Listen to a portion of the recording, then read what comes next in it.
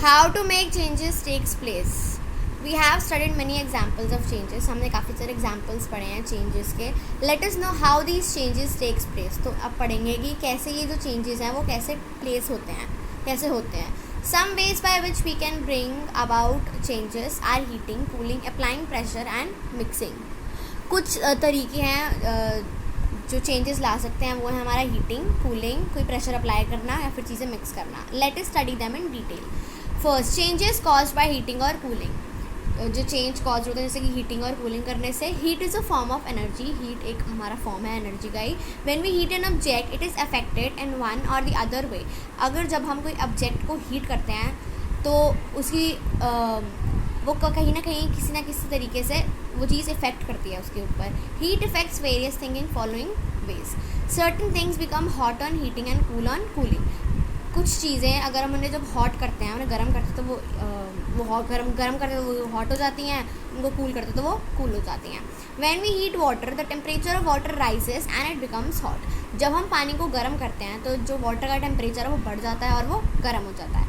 Objects become hot on heating. तो जो objects हैं वो जब उन्हें हीट करते हैं तो वो हॉट हो जाते हैं. Similarly when you keep water in a refrigerator for some time, फिर उसके जैसे ही जब तुम पानी को रेफ्रिजरेटर में फ्रिज में रखोगे कुछ समय के लिए, the temperature of water falls and it becomes cold. तो उसका जो टेम्परेचर है वो नीचे गिर जाता है और वो ठंडा हो जाता है. Objects become cold on cooling. तो जो ऑब्जेक्ट्स हैं वो ठंडे हो जाते हैं जब हम उन्हें कूलिंग करते हैं उनकी. The process of heating and cooling go on in nature as well. और जो ये प्रोसेस है हमारा हीटिंग और कूलिंग का वो हमारा नेचर में भी ऐसे ही चलता है. The days are warm due to the heat of sun. जो डेज हैं वो वार्म होते हैं क्योंकि हमारे जो सन से उसमें बहुत ही हीट मिलती है. The nights are cool as there is no heat. जो हमारी जो रातें हैं वो ठंडी होती है क्योंकि वहाँ पे हीट नहीं होती. Land breeze and sea breeze are also caused by heating and cooling of land and sea water, ocean water. और जो लैंड ब्रीज और सी ब्रीज है वो भी ऐसे हीटिंग और कूलिंग से हमारे इफेक्ट पड़ती है उनका. Certain things expand on heating and contract on cooling. कुछ चीज़ें जब हम उन्हें गर्म करते हैं तो वो फैल जाती हैं और जब उन्हें ठंडी करते हैं तो वो सिकुड़ जाती हैं. There are many materials that expand, that is increase in size on heating and contract, that is decrease in size on cooling. बहुत सारे मटीरियल्स हैं जो कि एक्सपैंड हो जाते हैं, फैल जाते हैं हमारे हीटिंग पे और कम हो जाता है साइज़ में कूलिंग में. For example, metals like iron and aluminium expand on heating. Metals जैसे कि हमारा आयरन और एल्यूमिनियम अगर हम उसको हीट करते हैं तो वो फैल जाते हैं.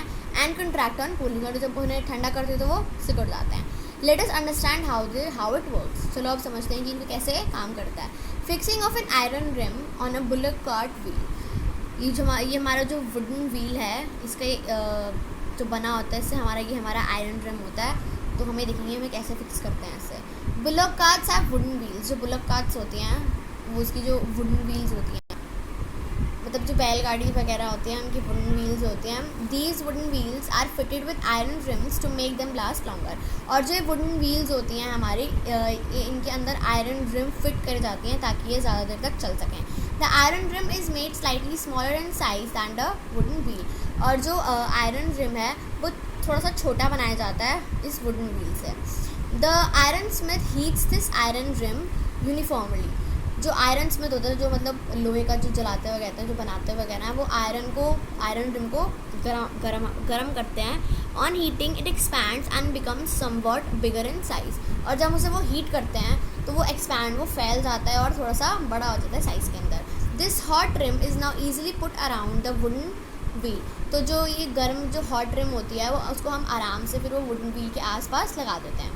Water is then poured over the hot iron rim to cool it. फिर उसी गरम हॉट रिम के ऊपर वाटर डाला जाता है तो उसको ठंडा करने के लिए. On cooling the hot iron rim contracts and fits tightly around the wooden wheel.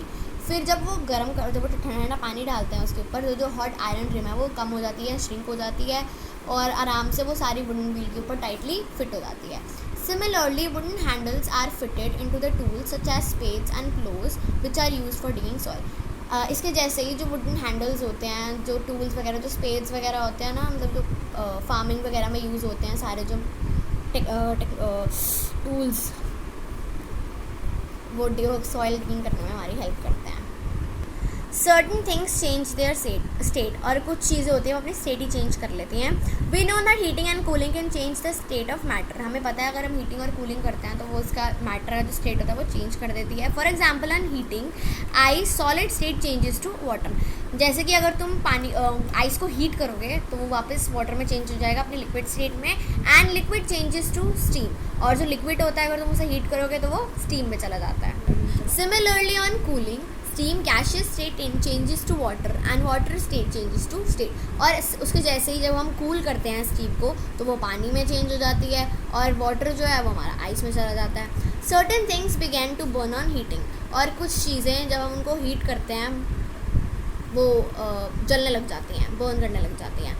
When a combustible substance, for example candle paper, coal and kerosene is heated, अगर ऐसे combustible substance हमारे जैसे कि कैंडल पेपर और कोल की सारी चीज़ें अगर हम उसे जलाते हैं, हीट करते हैं तो वो जलने लग जाती हैं, बर्न करने लग जाती हैं.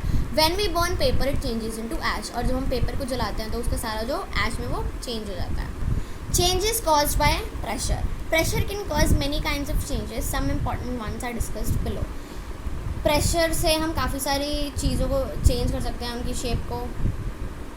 कुछ इंपॉर्टेंट चीज़ें नीचे डिस्कस करी हुई हैं. फर्स्ट है हमारा change in shape and size. Blow up a balloon, observe the change in shape. एक बैलून फुलाओ और उसकी शेप जो है वो देखो.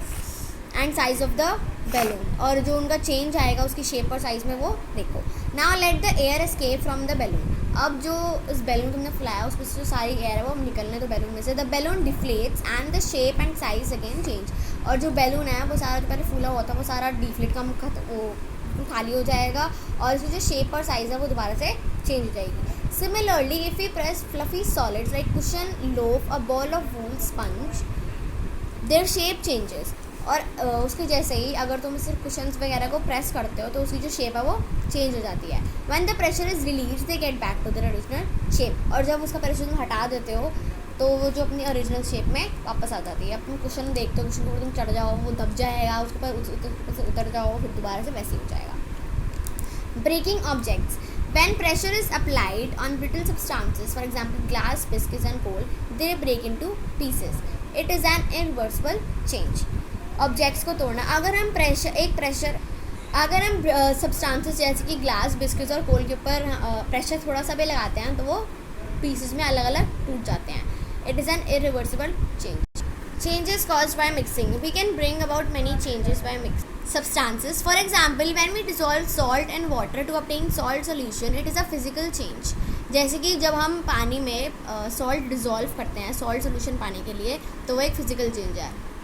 In the previous chapter, we have discussed how to separate salt from solution in water. अब पिछले chapter में हमने पढ़ा था कि कैसे सॉल्ट को कि उसके सोल्यूशन में से अलग करना है वाटर में से. So we can say that it is a reversible change. तो हम कह सकते हैं कि ये रिवर्सिबल चेंज है.